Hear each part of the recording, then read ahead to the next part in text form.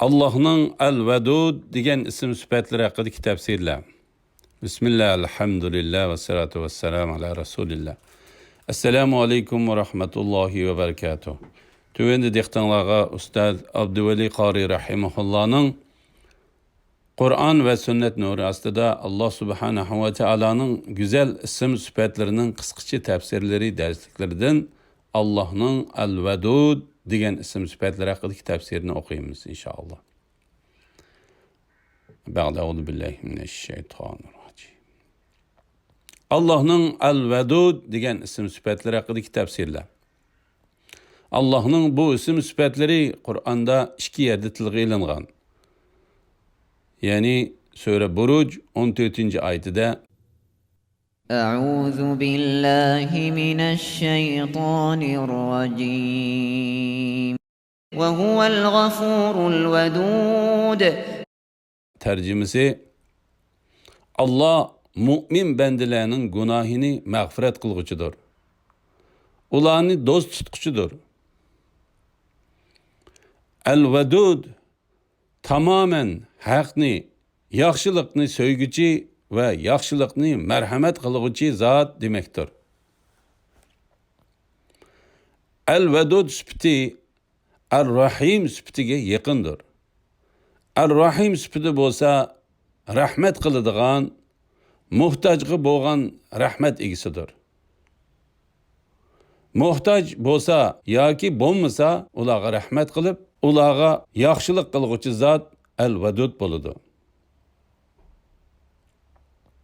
Demek El-Vedud sıfatı Er-Rahim sıfatıdan köprek rahmetlik degan mazmunni ifodalaydi.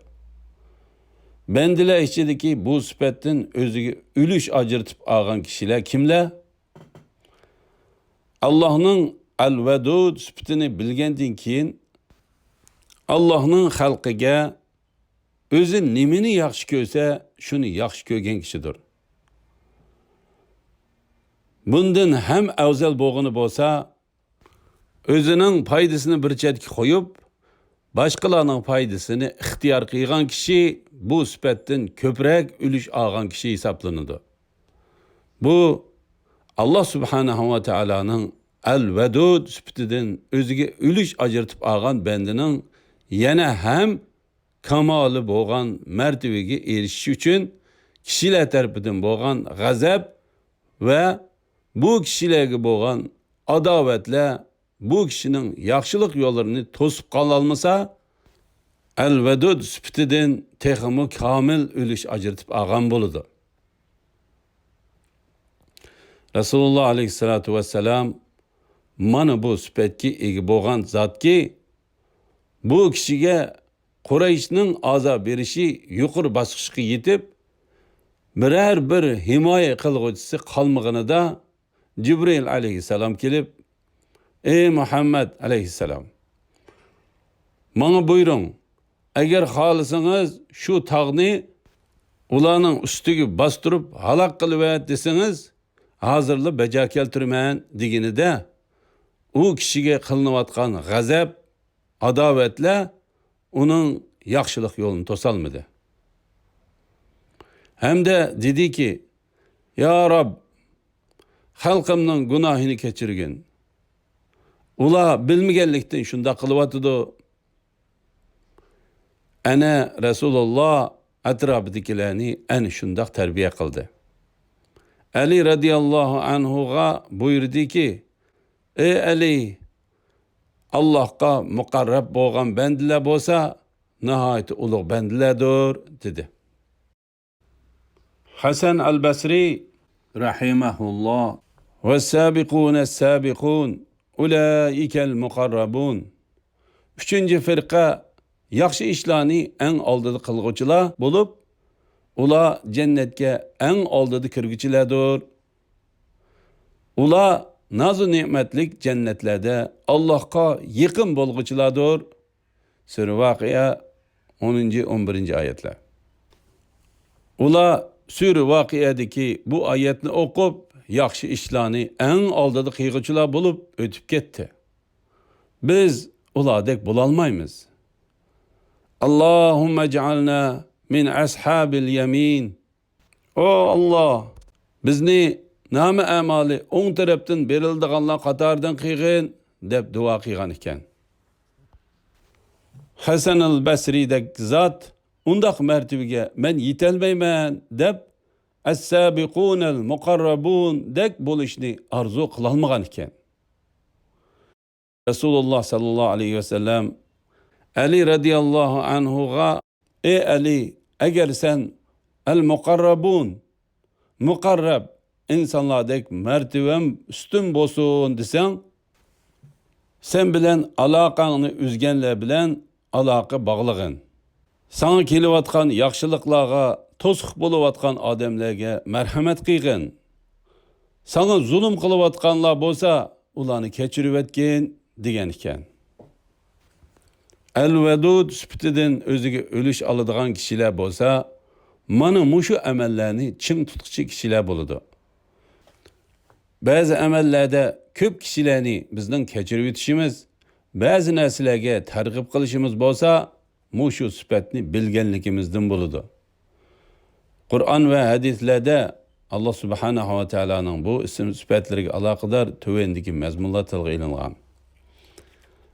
Sura Al-Imron 31-oyatida قل إن كنتم تحبون الله فاتبعوني يحببكم الله ويغفر لكم ذنوبكم والله غفور رحيم.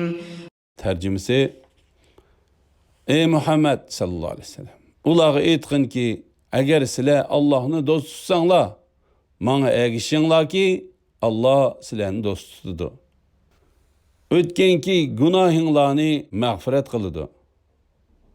Allah eng mag'firat qilg'uchidir, eng mehribondir. Sura Mujadala 22-oyatida لا تجد قوما يؤمنون بالله واليوم الآخر يوادون من حاد الله ورسوله ولو كانوا آباءهم أو أبناءهم أو إخوانهم أو عشيرتهم أولئك كتب في قلوبهم الإيمان وأيدهم بروح منه ويدخلهم جنات تجري من تحتها الأنهار خالدين فيها رضي الله عنهم ورضوا عنه أولئك حزب الله ألا إن حزب الله هم المفلحون. Tercümesi: Allah'a ve ahiret günüge işinadigan bir kavmning Allah ve onun peygamberi bilen karşılaşkanlarını, gerçi ular özlerinin atılları, oğulları ya qeyrindaşları ya urug' chiqqanlari bo'lgan taqdirdami, ularni do'st tutganligini ko'rmaysan. Ya'ni ularni do'st tutishi mumkin emas. Ayni shularning dillarida Allah iymonni mahkam qildi ve öz dergahidan bo'lgan ruh bilan ularni kuchaytdi. Allah ularni ostidan o'stanglar iqib turadigan jannatlarga kirgizdi. Ular cennetlerde mengü kalıdı. Allah ulardan razı boludu. Allah'tan ularmı memnun boludu. En şular Allah'ın koşunudur. Bilinler ki Allah'ın koşunu maksatga erişkiçilerdir. Resul sallallahu aleyhi ve sellem hadislerden tercümesi: Peygamber aleyhisselam hadis kudüsüde mındak deydi. Allah mındak deydi: Benden bana farz qilganlarimdan mu yaxshiroq narsalar bilan yiqinisholmaydi. Bendem nafla amallarni qilishni davomlashtirsa, men uni yaxshi ko'raman. Agar men uni yaxshi ko'rsam, anglaydigan quliqi, ko'radigan ko'zi, tutadigan qo'li, mangadigan puti bo'laman.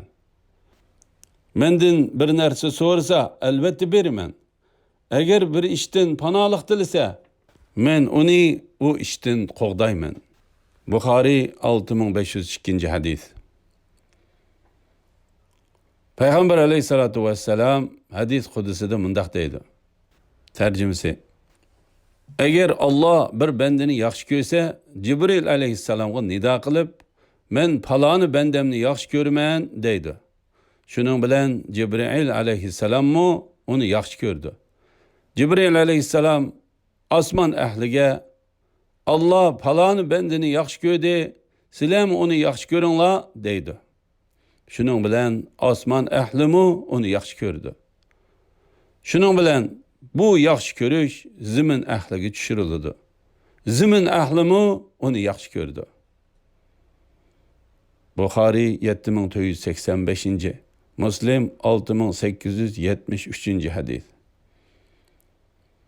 Sura Baqara 165 oyatida وَمِنَ النَّاسِ مَن يَتَّخِذُ مِن دُونِ اللَّهِ أَندَادًا يُحِبُّونَهُمْ كَحُبِّ اللَّهِ وَالَّذِينَ آمَنُوا أَشَدُّ حُبًّا لِلَّهِ وَلَوْ يَرَى الَّذِينَ ظَلَمُوا إِذْ يَرَوْنَ الْعَذَابَ أَنَّ الْقُوَّةَ لِلَّهِ جَمِيعًا وَأَنَّ اللَّهَ شَدِيدُ الْعَذَابِ. Tercümesi. Bazı adamlar Allah'tan gayrlerini, yani butlarını Allah'a şerik kılıp alıdı. Ulanı müminlerin Allah'ını dost tutkunudek dost tutudu. Yani uluğlaydı ve ulağı boysunudu. Müminler Allah'ını hemmedin bek dost tutkuçulardır. Zalimler kıyamet günü özlerine tayarlangan azapını kögen çağda bütün güç kuvvetinin Allah'a mensup ikenlikini ve Allah'ın azabının katlık ikenlikini kaşki bilseydi, dünyada Allah'a şerik keltirgenlerge haddidin ziyade pişayman kılattı. Hadislerden tercümesi, Peygamber aleyhissalatu vesselam mundaq deydi. 3 xislat bor bo'lib, qandaq kishida bu 3 xislat tepiladigan, u iymonning haqiqiy ta'mini tetigan bo'ladi. Ular Allah ve onun peygamberini hammadan bak yaxshi ko'rish. Bir insonni faqatla Allah uchun yaxshi ko'rish. Kufriga qaytishni xuddi o't tashlanishni yaman ko'gidek darajada qattiq yaman ko'rishdan iborat. Alhamdulillah. Yuqorida Allah subhanahu va taolaning Al-Vadud degan ism sifatlar haqidagi tafsirlarni angladinglar. Oxirini keyin qitimliq o'qishimiz davomlashtiramiz inshaalloh. Va sallallohu ala Muhammad va ala alihi va sahbihi va sallam. Assalomu alaykum va rahmatullohi va barakatuh.